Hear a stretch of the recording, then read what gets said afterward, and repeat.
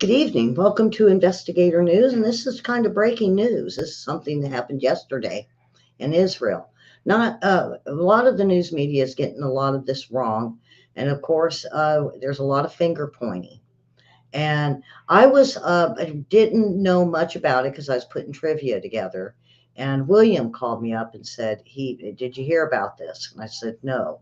So, William, I'm going to turn it over to you. And I do have a video. William's not in because I got a video of this. So you can get a good look at what exactly happened yesterday in Israel. So go ahead, William. So 100 people lost their lives. 100 civilians lost their lives yesterday in Gaza when aid trucks were brought into Gaza through the Rafah gate. And off to one side of that group was Israeli soldiers, and then there was a boulevard that people could go to go north. So this is not only bringing in aid, but getting people to go north to safety away from Rafah.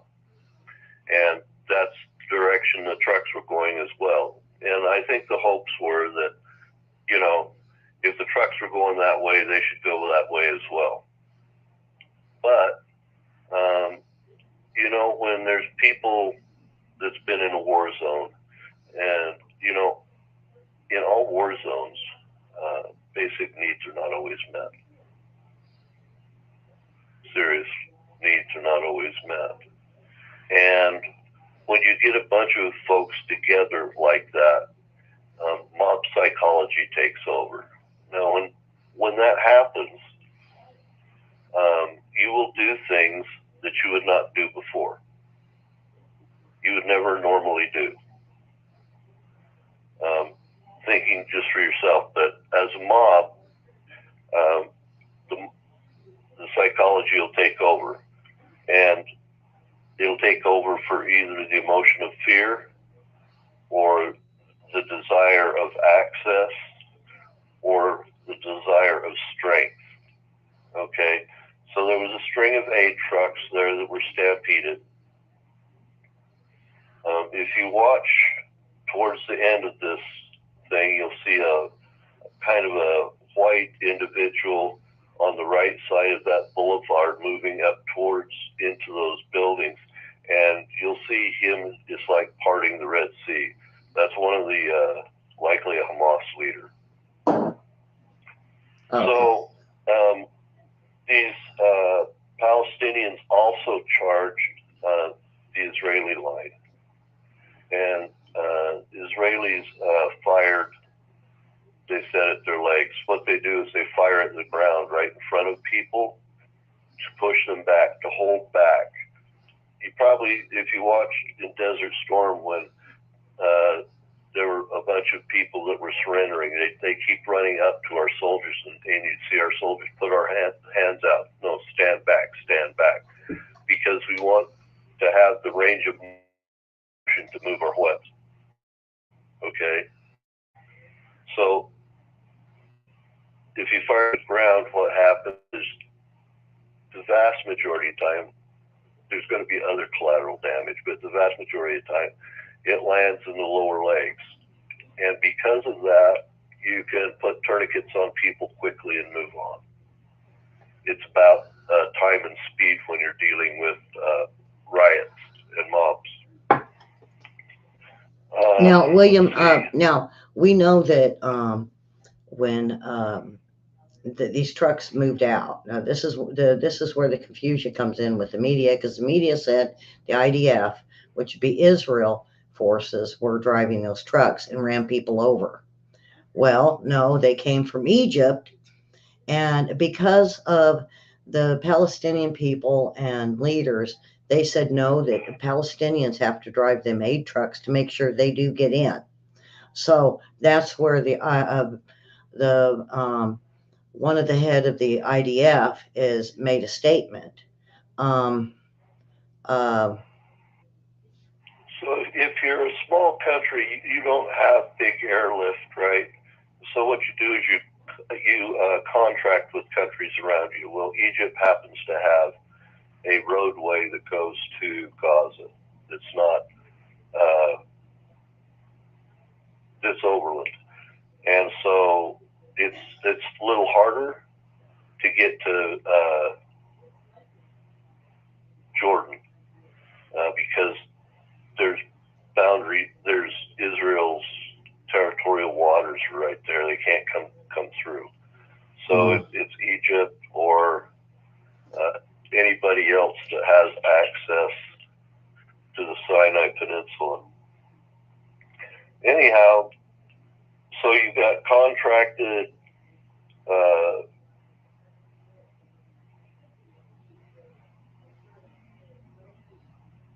I'm sorry. It came through. Now it did go through a security screening at the time.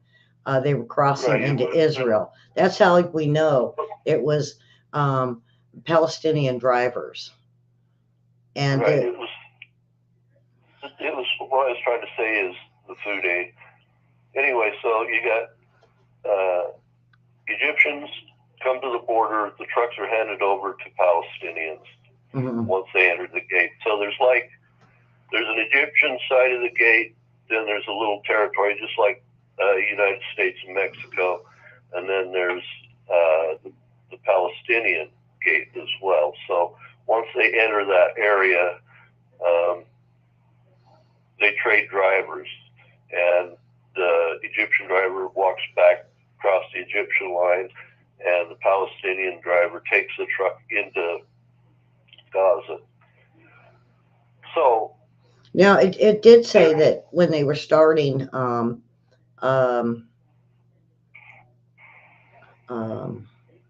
let's see so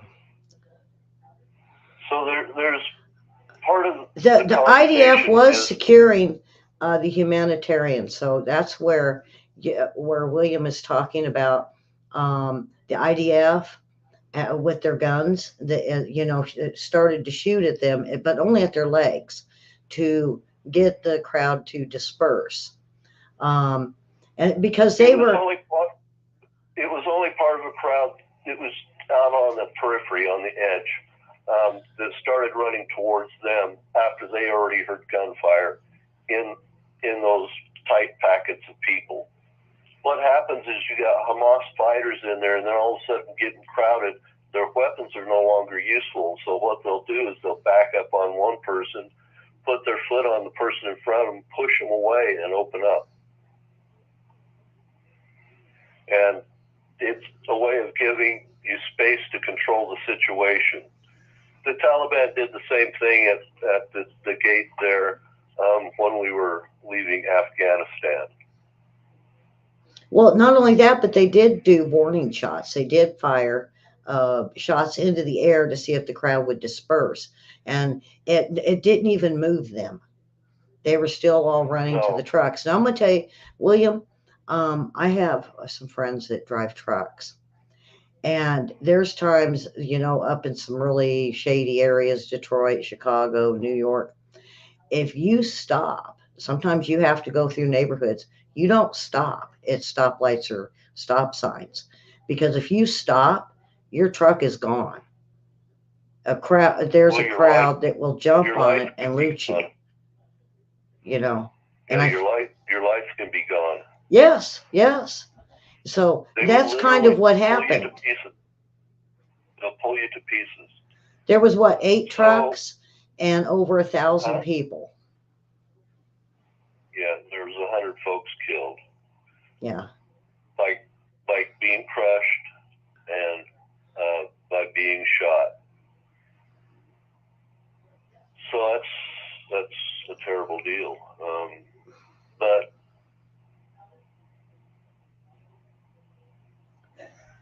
and it's what gets me though, William, is the IDF had been allowing aid into Gaza for pretty much the whole entire war. They're not blocking it. They were letting Jordanian aircraft do airdrops.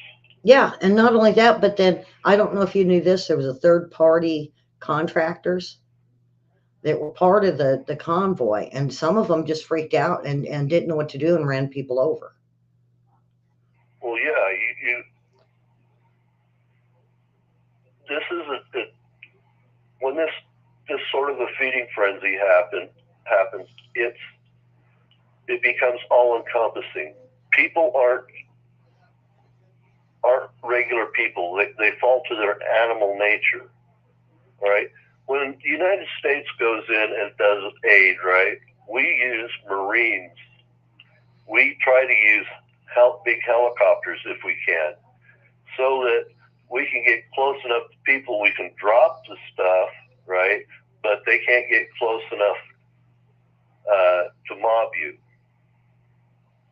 And if we do go by land, we usually have vehicles on top of the aid. We'll have a couple machine gunners, so that the folks got the idea. You know, you see guys with belts of ammunition draped all over them and heavy, you know, automatic arms. They get the idea really quick. And so you can stop things before they start. And that's the problem. Is once these things get started, it's almost impossible to stop them. They have to run their course. Mm-hmm. And whoever planned this, it was a bad plan. Well, they said that, you know, the IDF wasn't even a part of the trucks after they ran through like a security check and they were checked in. Then the IDF just stands by and helps secure the trucks on their route, and so they don't. To me, it like you were. I think you just mentioned like it was planned, because if they've got the Palestinians got third type of contractors that were doing these trucks as well as Palestinians, we don't know who this third party contractors. Here's the other part of the equation. You're dealing with combat troops. These are not riot control people. Combat troops carry guns, they carry flashbangs, they carry grenades, all manner of killing mechanisms. What they don't carry is tear gas. What they don't carry, for the most part, they do carry some smoke, but not tear gas. Tear gas is the big dispersant in a situation like this. You have to cause pain to each and every individual simultaneously, so they'll pull away. Yeah, and it's not like these people are starving though. That's the one thing the news represents, is these are people that were desperate. They were starving, not necessarily. It's not that they're trying to force them to starve. Okay, all war zones cause deprivation. It's about absolute control, and in the process of gaining absolute control with another intractable force, the collateral damage is everybody's possessions, foodstuffs, places to sleep.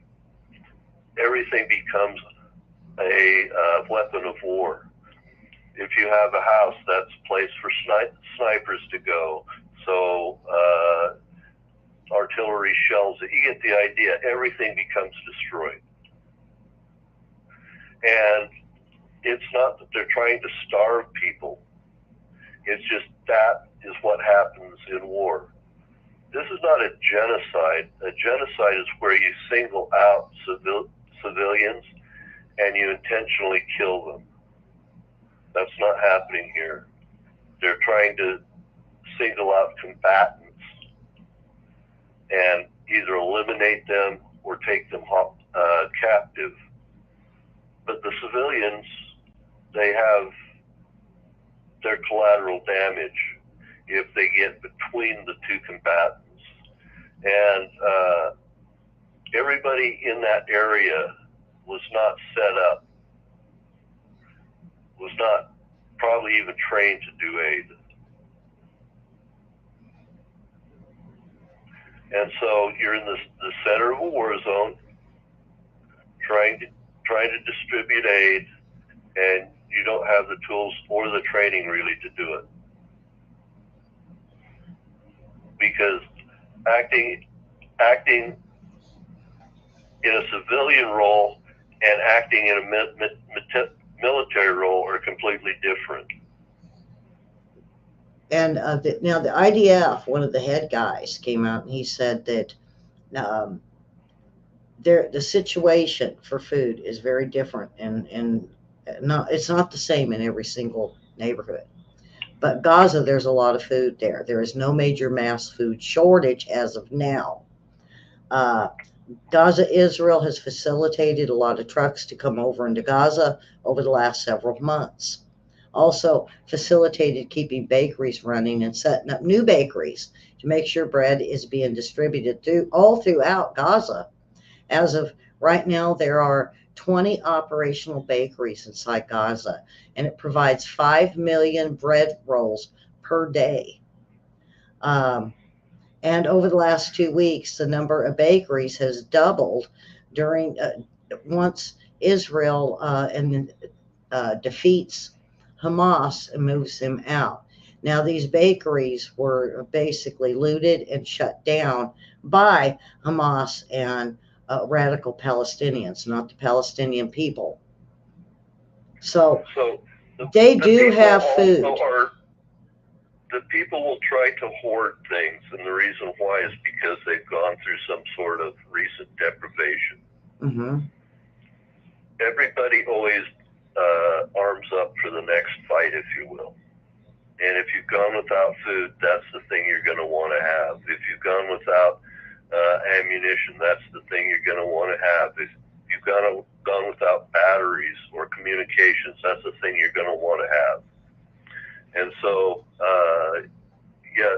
and once that psychology in a group takes over, if you've ever seen where an entire group of monkeys will go and jump on a single monkey in their group, mm-hmm. and they'll go off. People do this exact same thing.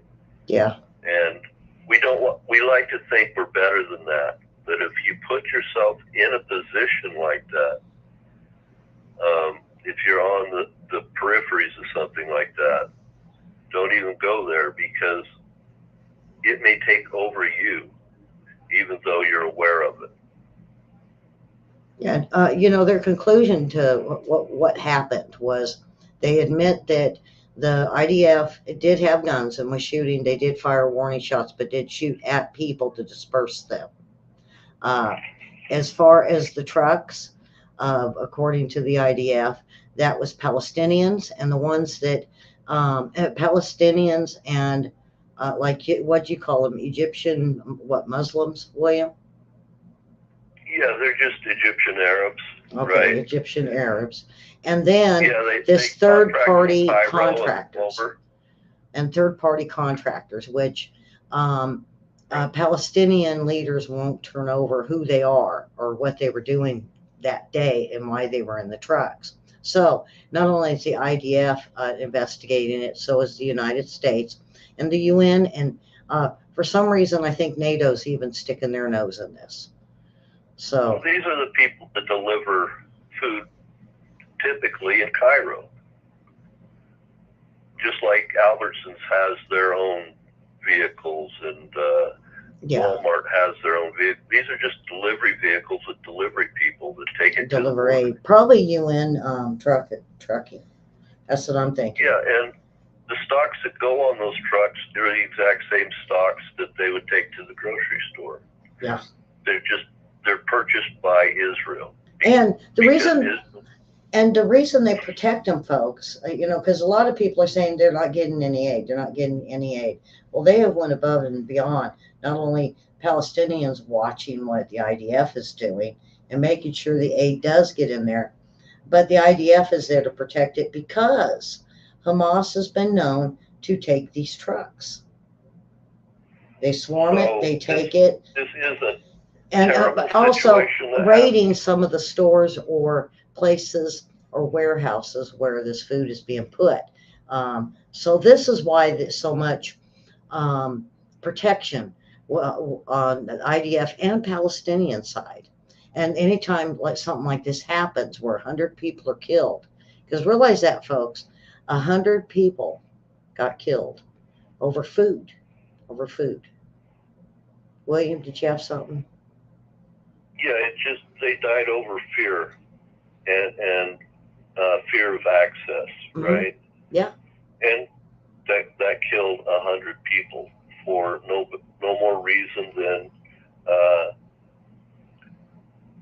they got into a group and it became a mob. A group hysteria is what I heard Sure. earlier. Somebody said it. I can't remember which one of the news people said it, but it was a group hysteria. And they said you see that when people loot, like we've seen here in the United States. If you take bait and you throw it out in a bunch of sharks, they will bite each other trying to get at that bait. Mm-hmm. Yes. So their own kind, right? And so this is a land type feeding frenzy. Yeah. And it's a terrible thing. It looks for all the world, if you're not in a battle zone or have ever been near a battle zone or understand the actions within military does things different than civilians. For instance, if we have a line and we have to move forward and we come upon a man or woman and we believe they're fatally shot, and next to them is or near fatal, right? If you don't give aid, they're going to die in a few minutes. And then just beyond that, there's somebody that's just got a leg wound. We will take care of that leg wound first because we can get that man back up and in the fight. Mm-hmm. And then we'll go back to the one that's terribly hurt. Now, civilians can't wrap their head around that whole thing because when you're put in a position where you have to take life for your government, what you're trying to do is keep the people near you alive at all costs. These are very dangerous situations. This isn't policing on New York streets. It's not, like in some medium-sized town someplace when you get pulled over by the police and get a traffic ticket. This is a whole new monster. And if you've never experienced it or trained to be inside of it, the rules and the actions of it are very foreign to you. So that was that bit of information. And then I have another tidbit, Ellie. Okay. I got something too after you, so. Here we go. 2 items. The Philippines. Now, we had some problems in the Philippines with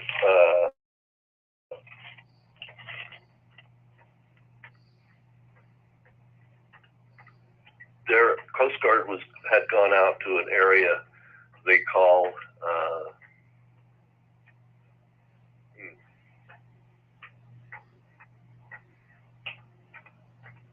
I lost the name of it. Anyway, one of their small islands, and the Chinese wouldn't allow them to do that. And so what's happened now is we brought in B-52s, and we're flying with in formation with Philippine fighter jets around those areas, and China is not too pleased with it. Oh, it's Scarborough Shoals, that's the name of it. So that's where they put those floating barriers and whatnot. Mm-hmm. And a B-52 can almost sink an entire Navy. terrible weapon.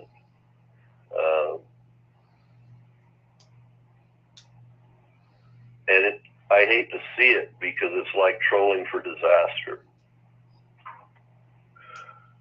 Because it only takes one accident by some, lowly person in a situation. And then I have another issue that just happened. We found out today.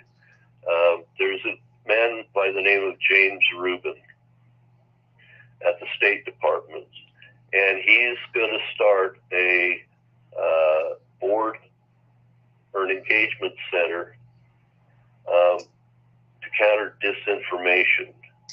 And Canada and UK are going to be involved in it. This is a censorship operation being stood up by the State Department right now. Now, this James Rubin is married to Christiane Amanpour. All right? And she's both of them have been commentators on Main Street News. And they want them to be, like fact checkers. And they call this the GEC, General Engagement Center. Anyway, they've already been caught putting propaganda and disinformation out into Twitter in the Twitter files. So a little while ago, they were going to do this very thing, except for they were going to do it with Homeland Security. So now they've moved it to the State Department. And we're getting, in international news, Canada and UK are just thrilled that now they're going to be able to censor more people, and the United States is going to lead the way. So this James Rubin guy, I did a deep dive into his family. Rubins are, a lot of them came from Bavaria in Germany. They came around 1805. 1806, and they came to Philadelphia, New York, and some went to Texas and ended up down. Texas was Mexico then, by the way, guys. Anyway, so they went down there, and James is, I believe, from the Texas part of the family.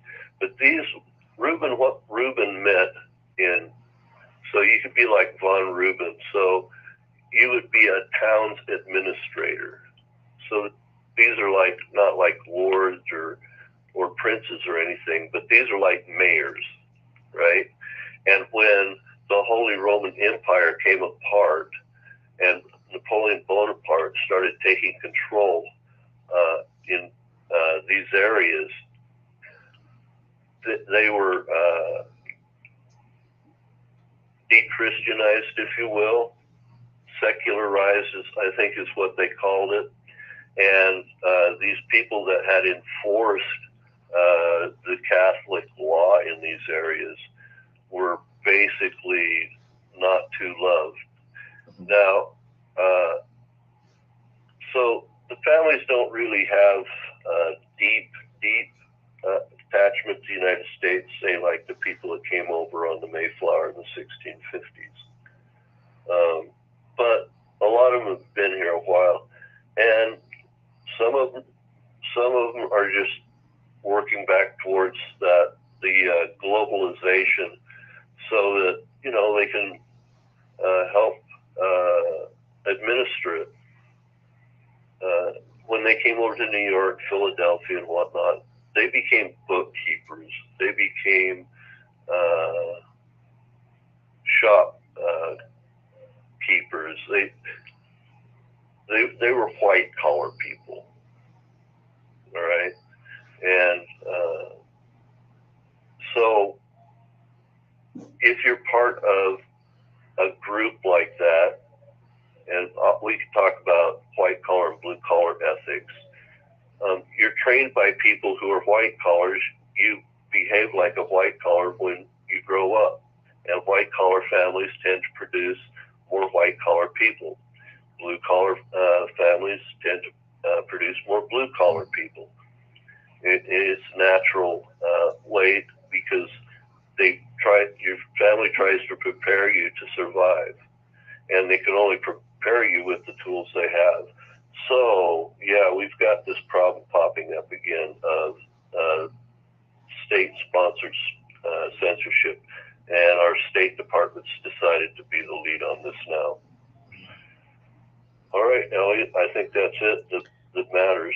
Yeah, well, Except I for got one. something that happened within the last few days is the Blaze, one of their journalists that was part of January 6th. They raided him on 4 misdemeanors, which is like a ticket. And he was supposed to show up in court, but they showed up to his house. You know how they've been doing, the FBI, and they arrested him and charged him. Well, the thing is we are looking at countries around the world that snag journalists, and they've killed them. And of course, we call them bad names, and so does the State Department, and Like Colombia in the last 3 years has killed over 100 journalists. yeah. Well, 3 of mine have disappeared. Well, no, one. I think one got released, and one we believe he's dead. And then there's another one that disappeared out of because of Israel stuff, but they disappeared out of Syria. So I've lost three myself. And the thing about it is, this government gets so angry when others take hostages, and it's we swap and we give them money for some, and but the whole thing is now the FBI is doing it with January 6th. Now the Democrats are pretty freaked out over this because SCOTUS is looking at Supreme Court justices are looking at the January 6th, which they get all the info. And right now, it's looking like they could release every single one of them that are in jail right now. And why do I say that? Because as each one is coming up on appeal and they go before the state Supreme Courts, as they're all being tossed out. So now, if all of this gets tossed out, then it wouldn't be an insurrection towards Trump. So the thing that hurts them the most is everything for the January 6th thing going on with Trump. Um, Once he gets it to SCOTUS, there's a good chance he'll throw it out. But if Trump doesn't pardon every single one of them when and if he gets in office, or the next uh, Republican president, they're fools. Because if it's all taken out and dropped, it'll save some of these people 20-year sentences. Now, this Blaze reporter, hold on, this Blaze reporter was independent, and all he did was walk around. In fact, he went in by the door being held open by Capitol Police. So this is the guy that they just arrested and going to charge him, and it looks like he could get 8 years. And all he did was just film what was going on. Some of it good, some of it bad. Okay, so that's pretty much going on. But I wanted to let everybody know that it's looking like SCOTUS might drop the charges on and let all of these January 6 people out of jail. Go ahead, William. So, for journalists right now, we've found out now that the fact checkers that they were using for us on Facebook and on YouTube and whatnot were actually being paid by China straight from the CCP, as well as into a number of centers and universities. And so that's where we got a lot of this business where they want to change the narrative as quickly as they can in social media. Yeah. We do have a question about the Stampede. Swifty wants to know, what do you mean by a stampede? Do you want to take that one? Because I guess she missed the beginning, or we showed the clip of hundreds, maybe 1,000 people that swarmed food trucks in Israel. So go ahead, William. Yeah, think of a single point with 1,000 people in a ring around you and running, from a football field away, and as they all get close to each other and closer and closer and closer, all that kinetic energy builds up, and they can't breathe. They start walking on each other. They start trying to climb on top of each other. It's a gruesome mess when this happens. It was for food, like Swifty. People trying to get through a fire door at a theater when there's smoke, and then nobody can get through because there's this pile of bodies right in front of the door. Yeah, and if these are people that during the Stampede, this is something that I thought of when we ended it. Um, some of these people may not have had any food, and that was a food truck. This is their only chance to get food for their family. So yeah, it's a different situation, I think, for many different circles of people over there in Israel. Some, even the IDF guy said that it's different, a situation for all the different cities, but Gaza, for the most part, has food and enough food to feed the Palestinians that are staying there on their own accord or their own choice. In Western countries, we teach people to get in line from the time they're in kindergarten. This doesn't happen in second world countries, and so that's not their initial tendency. Mm-hmm. There's usually not. These people are used to things like not having immediate paramedics. Yeah, and so the other thing, together. Miss Swifty, is the guys that were driving the trucks were Palestinians, and when the people swarmed the trucks, they got fearful, they got scared, they freaked out, and they did run people over. That's what the big thing is over in Israel, is the fact that they stampeded the truck, they hurt each other. There was a lot injured over, like we were talking about, the clawing and the fighting and punching, and but then some truck drivers, not all of them, freaked out and ran people over. Then the guns, there was warning shots in the air by Israeli forces, and then they started shooting towards their feet and their legs just to cause them to disperse. Um, but William, I don't have anything else. Do you have? So they fire towards people because people are far more mobile when they don't have anything. When you're a soldier, you're carrying all kinds of heavy weight. You can't just run away from people. You can't outrun them. You have to stop them. Yeah.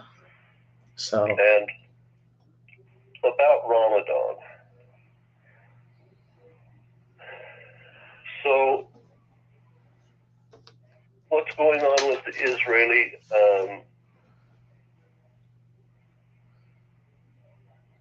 negotiations is they want all their hostages back, and two, they want Hamas to stand down,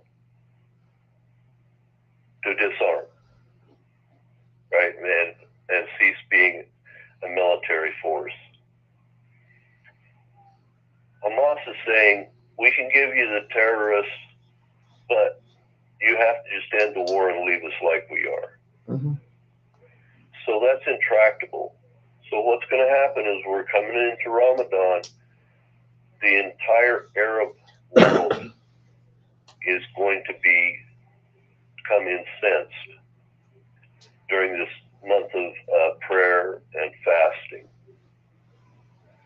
And we don't know how that's going to impact the world. Hopefully, the Israelis can stand down for Ramadan and at least give the folks that in Islam the opportunity to engage in their worship. But I don't know. Yeah. I don't know. Considering the hostages. Yeah. Now, I just lastly want to say, kind of like what Swifty had, kind of a question on this, but I'm going to give her a really good answer. When the war started, the Israeli forces tried to get as many people as they could, and they said evacuate, leave. Some people don't want to leave because they're afraid they're going to lose their homes. They get to go back. They don't want to lose their homes, so they stayed with the risk of being killed by Hamas, the Palestinian terrorist group. And others are staying there because they are being held and told they cannot leave.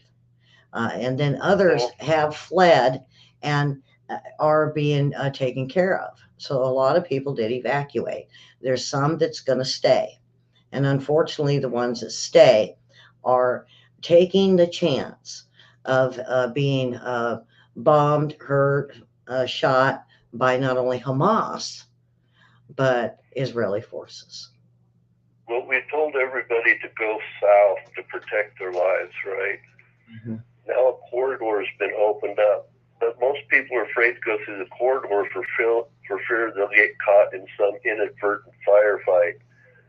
You are much safer going down that corridor than you are staying where you are. Mm-hmm. If you love your family and you're in Gaza right now, please take the corridor north. No, north. It's for your safety, because when Rafah heats up, Hamas will use you as a human shield. And Israel will not stop in its quest to conquer Hamas. Right. Get out of the way, please. Okay. You have family. Yeah. All right. That's going to be it for this special report. We will be back on Monday. And I hope you join us for the regular shows we do have. Hopefully, I'm really hoping to get a weather and lifestyle news show. If you like lighter news and not so much politics, and I'm trying to bring a lot of those in for Mondays and hopefully Wednesdays. And of course, William will have his own show on Monday. And so come on back, share us with others. And if this isn't your cup of tea, the hardcore news, please try go and watch one of our old weather and lifestyle news shows. If not, maybe my funny post is something you like and you could share. If not, we just did trivia. Come in and play trivia. So with that, thank you very much, William. You're a great host. So we will see me and William on Monday. And we thank you so very much for your support and you watching us. Good night, folks.